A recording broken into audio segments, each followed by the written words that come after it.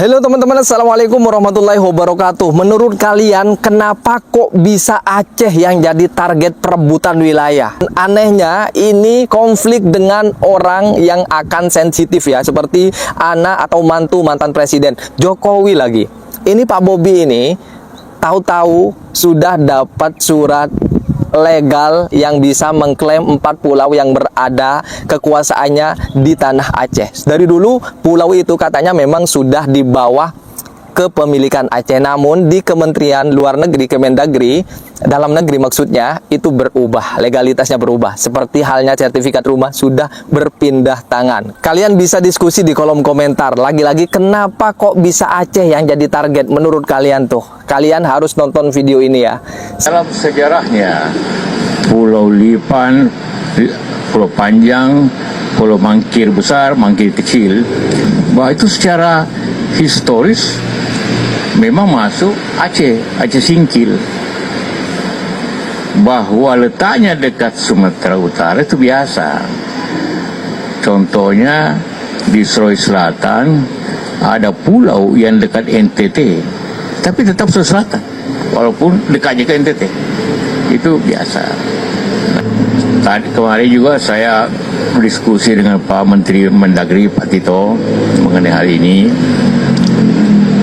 Wah, tentu karena ini didirikan dengan undang-undang, tidak mungkin itu tentu tidak bisa dibatalkan atau dipindahkan dengan Kepmen, karena undang-undang lebih tinggi daripada Kepmen. Kalau mau merubah itu undang-undang juga, hanya karena analisa perbatasan. Selama ini orang sana pulau itu bayar pajaknya ke Singkil. Nanti ada temannya akan bawakan bukti pajak dia ke Singkil. Bahwa maksud baik Pak Tito kita juga hargai, karena ingin pemerintah itu efisien, yang dekat, yang pemerintah dekat. Tapi secara historis ini memang pulau itu bagian dari Aceh, dan itu dibentuk berdasarkan undang-undang, walaupun di undang-undang tetap tidak sebut tentang pulau itu. Kemudian bagaimana perundingan di Helsinki? Ini adalah kesepakatan bersama antara pemerintah dan negara, dua-dua. Pulau itu hadiah dari Pak Jokowi ya Pak, dari Pak Tito untuk Pak Jokowi ya Pak ya? Wih, gimana cara hadiahnya? Enggak, itu gini loh ya. Ngomongin pulau itu pahamin dulu prosesnya berapa lama. Ya.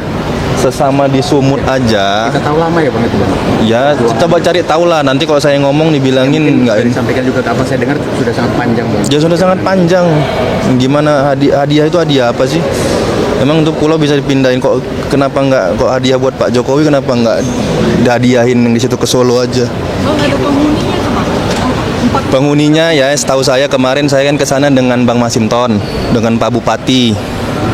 Kalau secara langsung saya belum ngecek, tapi kata Pak Bupati Tapanuli Tengah, karena itu masuk wilayah Tapanuli Tengah. Nah, ini ingat juga, saya dengarkan ada yang komentar juga itu, bilang kita yang ngambil-ngambil, itu jatuhnya ke Tapanuli Tengah loh, ke Tapteng.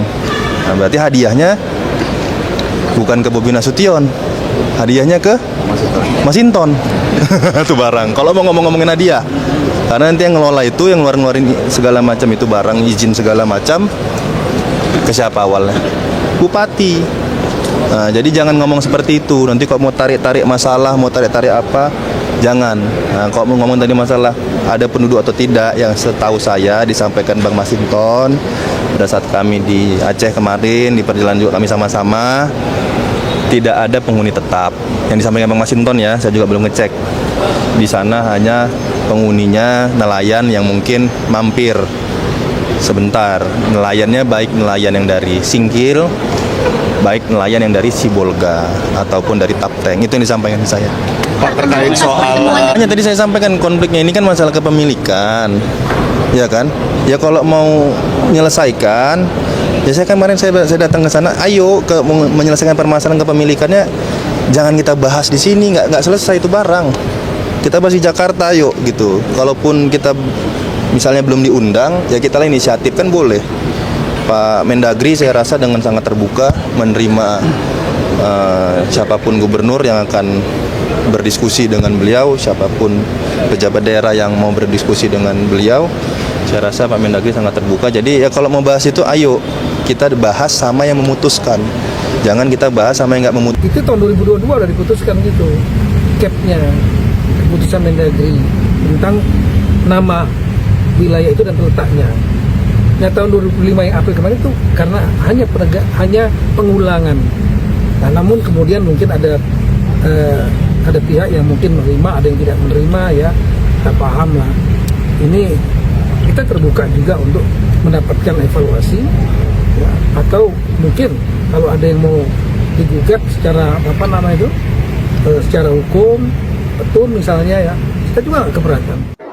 Kepada Bobi Nasution, saya ingatkan, segera hentikan nafsu dan ambisimu untuk menguasai 4 pulau yang ada di Aceh, yang diduga kuat memiliki kandungan minyak yang sangat berlimpah.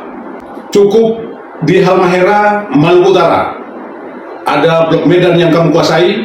Jangan lagi mencaplok wilayah Aceh yang karena hanya ada kandungan minyak dan gasnya, kau masih bernafsu untuk menguasainya. Stop membuat kegaduhan dan segera hentikan keserakahanmu. Salam waras, salam nasional sejati dari saya Rasmussen, Panglima Serdadu Istimewa Nusantara. Tito, lu nggak punya kerjaan lain apa? Rebut lagi kayak itu si Padan dan Lingitan kalau emang lu punya nyali. Ya ini Gubernur Sumatera Utara juga tidak bisa menunjukkan kredibilitas dan harga dirinya sebagai orang Sumatera. Ya, ini tidak mewakilkan seluruh warga Sumatera Utara dong. Gue cukup yakin. Ya, maksud gue gini loh. Kalau emang itu kerja Mendagri seorang diri, ya pihak mereka sendiri. Lu tegas dong. Sorry Pak Menteri, ini bukan wilayah saya. Silakan Aceh sendiri yang mengelola pulau tersebut. Ini malah samanya. Emang itu Sumatera Utara udah bener berantakan begitu. Fokus aja lu benahin daerah lu sendiri dulu. Jangan main rebut-rebutan pulau. Dan emang kalian nggak tahu ya, ini Mendagri sih khususnya nggak paham ya latar belakang Aceh itu seperti apa. Dulunya tuh mereka daerah konflik dan lukanya terlalu perih untuk bisa sembuh. Sekarang lu colok-colok lagi tuh lukanya. Lu nggak khawatir akan terjadi sesuatu gitu? Nggak, gue nanya aja. Kalaupun perspektif lu bener, lu punya perspektif yang bener nih menurut lu sendiri dan tim lu dan kroni-kroni lu itu, lu harus memikirkan berbagai macam aspeknya, dampaknya. Lu nggak takut? Nggak, gue nanya aja, apa lu nggak takut? Kalau lu rebut lagi tuh si Padan dan Lingitan, rakyat Indonesia seluruhnya mungkin akan mendukung. Tapi ini sepertinya hanya kroni-kroni kalian yang akan mendukung ini. Nah itu dia, saya pun juga kaget ya, kok tahu-tahu Aceh yang jadi konflik, yang jadi target. Dan anehnya ini konfliknya dengan anak mantan presiden, mantu mantan presiden, yang ini akan jadi sensitif ya.